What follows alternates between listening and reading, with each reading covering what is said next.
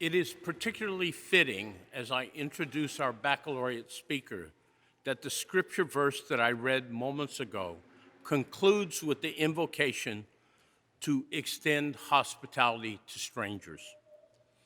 Our baccalaureate speaker today is Dean of Marsh Chapel, Reverend Robert Allan Hill. In one of our earliest meetings, Dean Hill spoke of fostering the chapel as a place of hospitality. His idea of hospitality was and remains rooted in Scripture. In 1 Peter chapter 4, verses 9 and 10, Peter writes, "Offer hospitality to one another without grumbling. Each of you should use whatever gift you have received to serve others." All of their years of their time here, Bob and Jan Hill have offered hospitality joyfully, generously, and constantly. Bev and I have cherished Bob and Jan's friendship and support and admired their devotion to our community. Reverend Hill has been our community's comfort and guide during the worst moments we have experienced. I think of the awful days following the marathon bombing when we learned that our student Lindsay Liu had been killed. Sadly, there are too many other examples, but we are prayerfully grateful that Dean Hill has found the strength to minister to the brokenhearted, the bereaved, and the broken. I commend his biography to you in the program, but more than that, I commend his character to you, Dean Hill.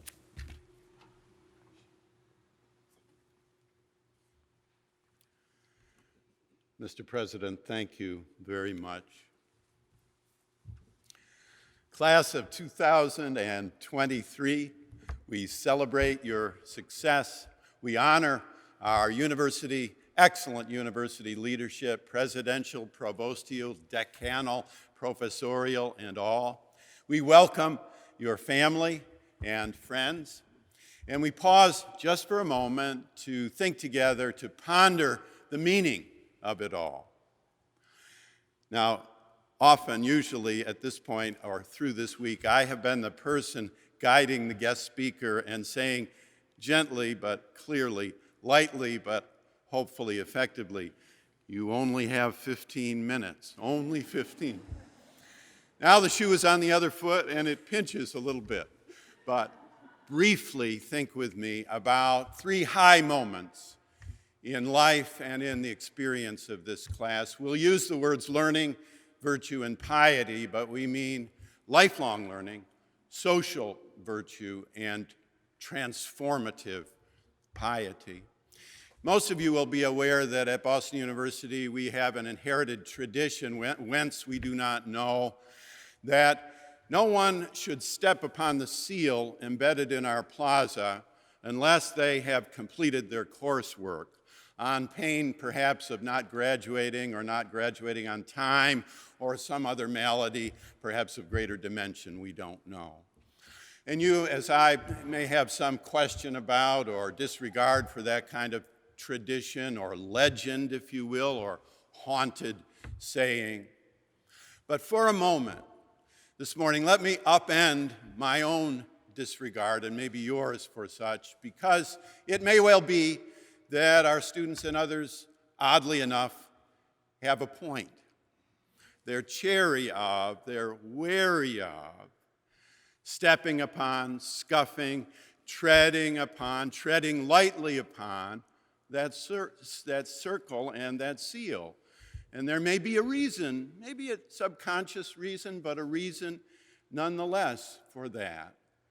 Because the words embedded in that seal are potent.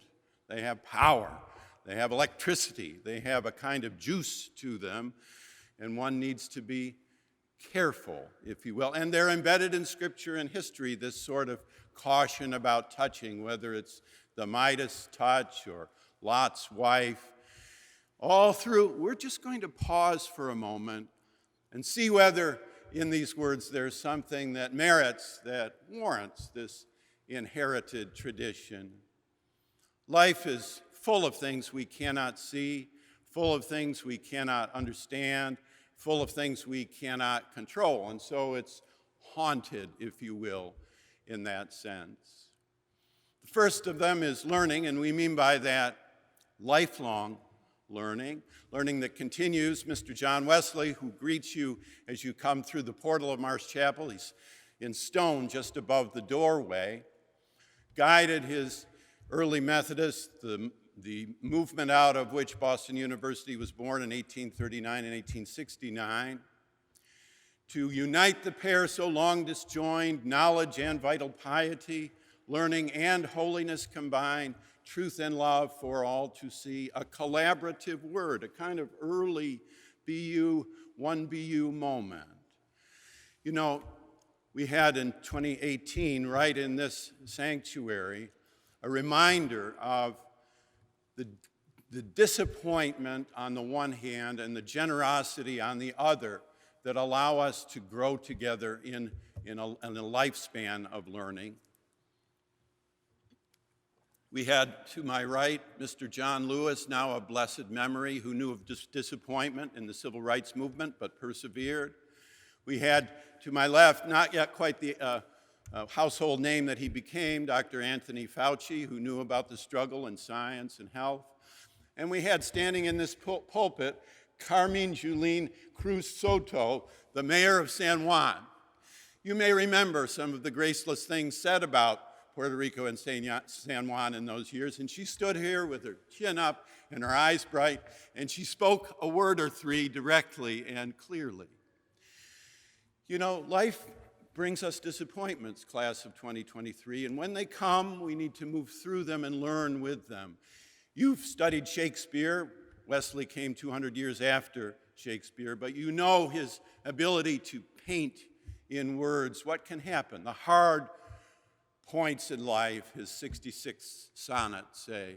Tired with all of these, for restful death I cry, as to behold desert, a beggar born, and needy nothing, trimmed in jollity, purest faith unhappily forsworn, gilded honor shamefully misplaced, maiden virtue rudely strumpeted, right perfection wrongfully disgraced, and strength by limping sway dislodged, art made tongue-tied by authority, folly doctor-like, controlling skill, simple truth miscalled simplicity, captive good attending captain ill. Tired with all of these, from these would I be gone, save that to die I leave my love alone. It was that kind of love captured in poetry that inspired John Wesley to gather his band of Methodists in the lifespan that he led, and to guide them as we are doing today to live in the world and also for the world, to be able to commence, as this class is doing, from one point and take our experience of hard things and turn them into a kind of generosity, because we learn much from generosity. Wesley taught his early followers to give away 10% each month of what they had earned. And over time, that made a difference. In this country, 128 schools and colleges, beginning in Boston, ending in Southern California, and all the way in between.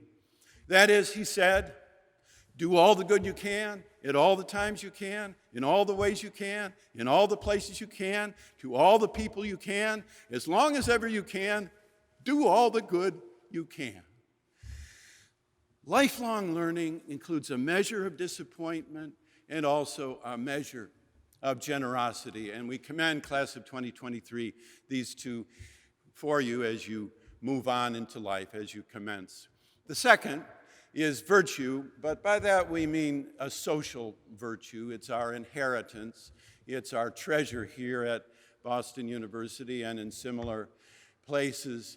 You know, you as a class have had the strength to see virtue rewarded in the things you've endured. In 2 years of a pandemic, the consequences of which still, to some measure, continue.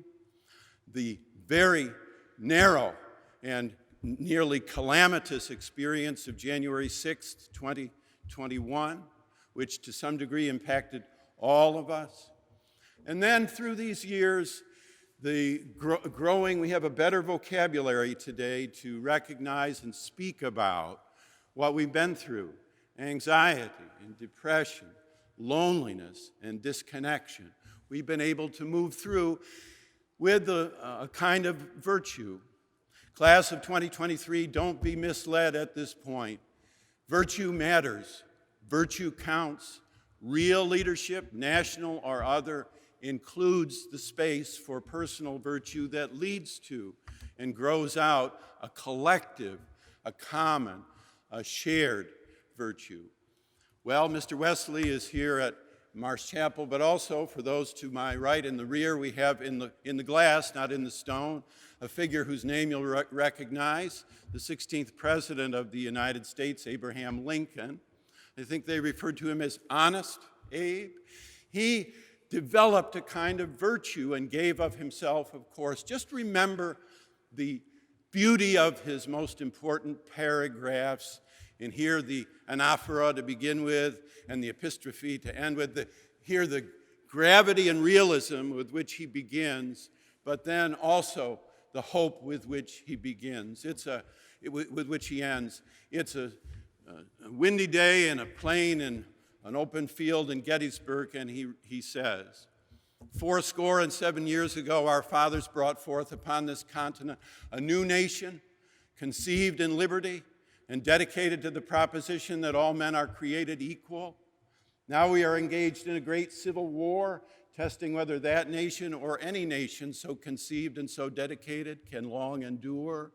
We are met here on a battlefield of that war, and we've come to dedicate a portion of that field as a final resting place for those who here gave their lives that the nation might live. It is altogether fitting and proper that we should do this, but in a larger sense, we cannot dedicate, we cannot consecrate, we cannot hallow this ground. The brave men, living and dead, who struggled here have consecrated it far beyond our poor power to add or detract. The world will little note nor long remember what we say here, but can never forget what they did here.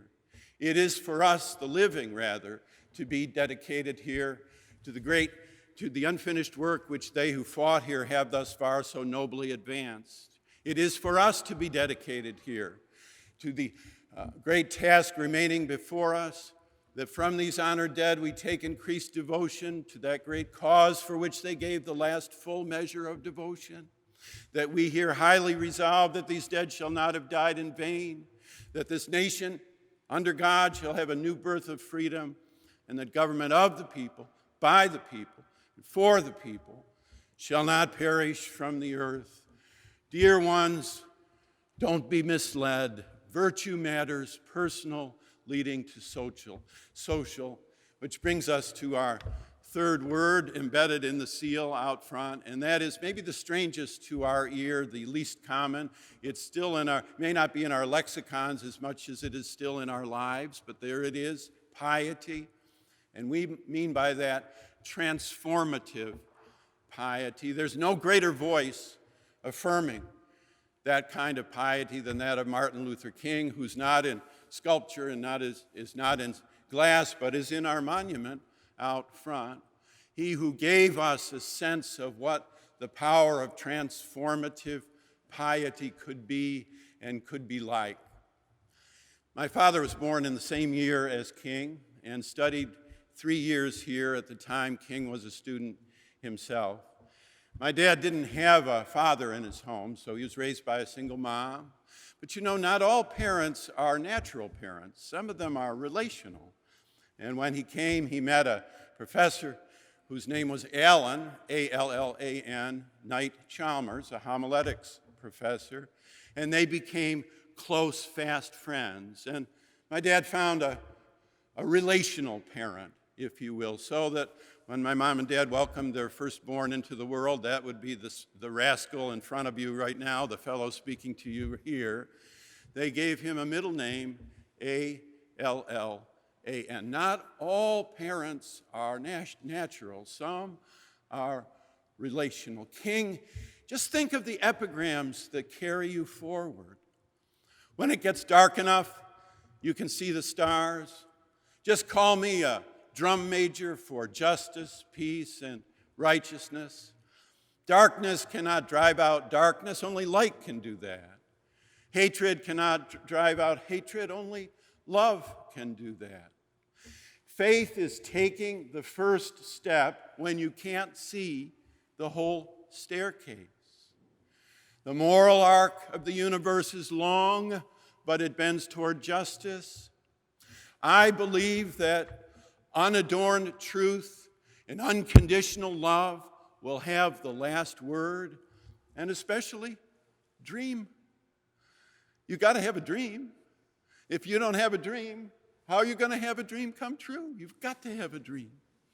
So here at Marsh Chapel right now, we're thinking of our 75th anniversary in a couple of years, and we have some dreams. We'd like to see some of the spiritual inheritors, the children, if you will, of King come and be with us. Will it happen? We don't know. You have to have a dream.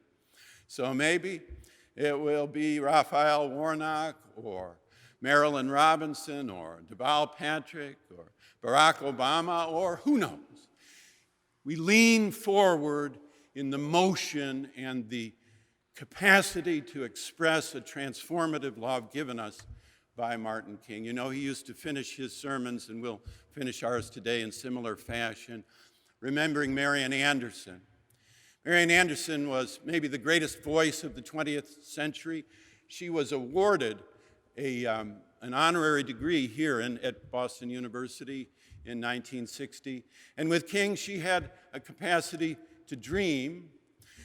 By the way, sometimes you also, as Nina Tassler reminded us in 2018, you have to be able to, as she said wisely, eloquently, you need to be able to edit your dreams.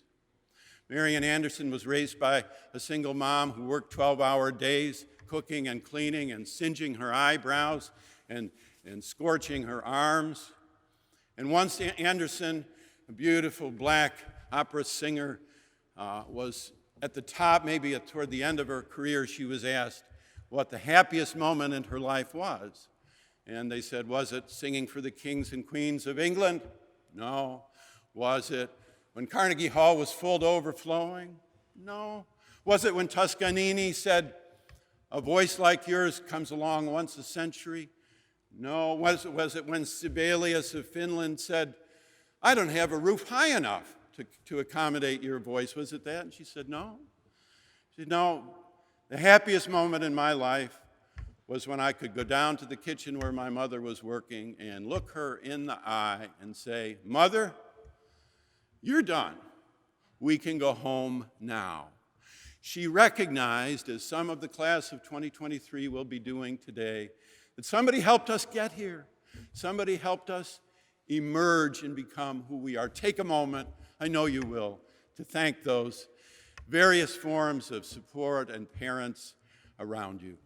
Well, the seal has given us its haunted gift, something of learning, lifelong learning, something of virtue, social virtue, and something of piety, transformative piety. As you leave today, not a bit to Lincoln, not a bit to Wesley, not a bit to King, but more so, keep those words, these words with you. They are words fit not just to make a living, but to make a full life. We commend you, we salute you, and we are with you and for you, and do all that, or just take the scripture with you.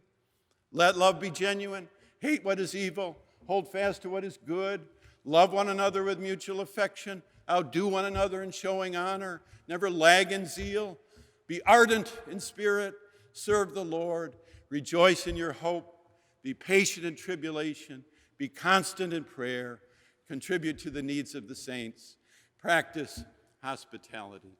Class of 2023, bon voyage, bon voyage, bon voyage. Amen.